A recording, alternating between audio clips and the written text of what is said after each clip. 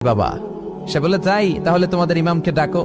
সাইয়েদনা ইমাম আবু হানিফা টাইম দিলেন, এই জুমার দিন, আজকে জুমার দিন না, এই জুমার নামাজের পরে ঠিক ভর দুপুরে 2টায় সবাই আমরা একত্রিত হব। নাস্তিকও আসবে, সাইয়েদনা ইমাম আবু হানিফাও আসবে। জুমার সালাতের পরে লোকের বন্যা বয়ে গেল, বাঁধ ভাঙা জোয়ার, অনেক মানুষ। নাস্তিক এসেছে, লক্ষ লক্ষ লোক এসেছে, আসে নাই ইমাম আবু হানিফা। আসে না আধা ঘন্টা, 1 ঘন্টা, 2 ঘন্টা পরে আসছে। নাস্তিক বলে, এই তোমাদের ইমাম যার কোনো সময়ের জ্ঞানই নাই, এর সাথে কিসের তর্ক? সাইয়েদনা ইমাম আবু হানিফা বলে, ইনদি উযর, আমার ওজর আছে। কি ওজর? সাইয়েদনা ইমাম আবু হানিফা বলেন, আমি ঘর থেকে বের হয়ে আসার পথে একটা নদী পার হয়ে আসতে হয়। আজকে এসে দেখি নদীর মধ্যে কোনো মানুষ টানুষ নাই, নৌকা নাই, মাঝি নাই, কিচ্ছু নাই। তো হঠাৎ দেখলাম পাশে বিশাল বড় একটা গাছ, এই গাছটা এমনি এমনি 2 ভাগ হয়ে গেল।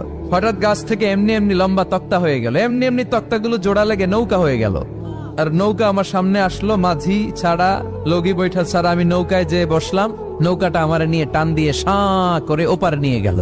তো এই